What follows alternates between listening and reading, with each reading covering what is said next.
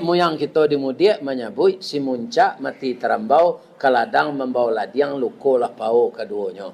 Suami istri di Minangkabau ambil umpama au aja tabiang sanda menyanda keduanya.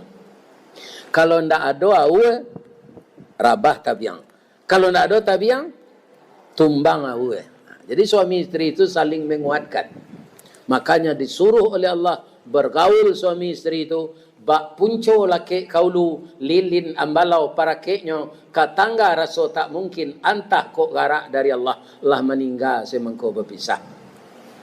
Jadi apa pasankan ke anak-anak pak nan muda-muda kau jangan pisah-pisah kalian je suami. Kalau ada suami yang temperamen mental, ya kan? Temperamen, sabar saja wak, jangan dilawan. Wak meninggal anak wak, payah kalau mengasuh anak seorang. Nyopa kau awak serang induk awak nak dong